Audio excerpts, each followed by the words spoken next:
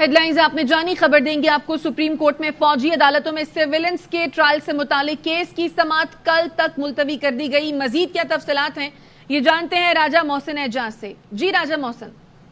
देखिए, सिविलियंस के military courts में ट्रायल से मुतालिक केस की समाअत सुप्रीम कोर्ट ऑफ पाकिस्तान में 6 रुकनी लार्जर बेंच ने की और अब इस केस की समाअत को कल तक के लिए मुलतवी कर दिया गया है।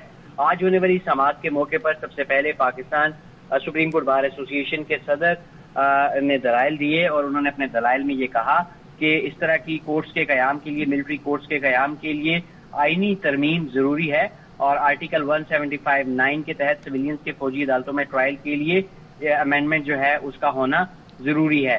इसके साथ साथ आज होने वाली समाअत के मौके पर attorney general for Pakistan Mansoor Usman Awan ने भी अपने दलाइल दिए और उन्होंने फुल कोर्ट से मुताल्लिक बात की और फुल कोर्ट से मुताल्लिक उन्होंने दलाइल दिए और इस मौके पर जो उनकी फुल कोर्ट की इस्तदा थी उसे फिलहाल मुस्तरद कर दिया गया।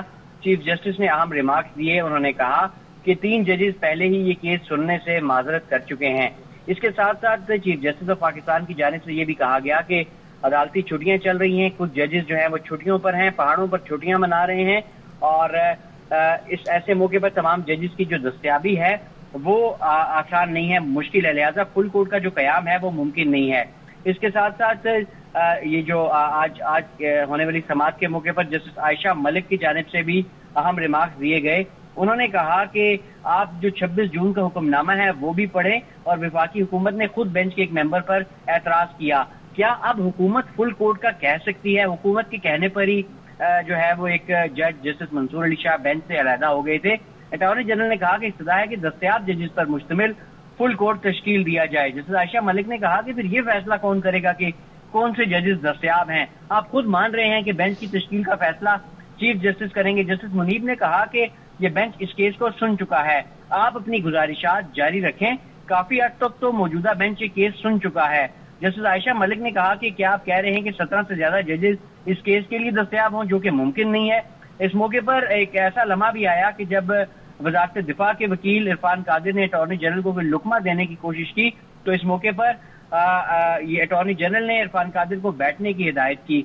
अब अटॉर्नी जनरल की जो फुल कोर्ट की इस्तदा थी उसे मुस्तरद कर दिया गया है और अब इस केस की जो मजीद समाअत है वो कल होगी। चीफ जस्टिस ऑफ पाकिस्तान ने अपने साथी जजेस से मुताल्लिक भी अहम रिमार्क्स दिए। उनका कहना था कि अदालत के हर जज की राय का एहतराम करता हूँ। जस्टिस याहिया खान अफरीदी ने अदालत के एतमाद की बात की। छुट्टियां हैं, जजेस दस्तयाब नहीं है। इस्लामाबाद में मौजूद तमाम जजेस को पहली समाअत पर ही बेंच में शामिल होने का कहा था, जिसमें से 3 जजेस तो पहले ही अलहदा हो चुके हैं। जस्टिस मंसूर अली शाह पर हुकूमत के एतराज उठाने पर भी हैरत हुई थी, उन्होंने ग्रेस दिखाते हुए खुद को बेंच से अलहदा कर लिया और अब इस केस की जो मजीद समाअत है वो कल सुप्रीम कोर्ट करेगी।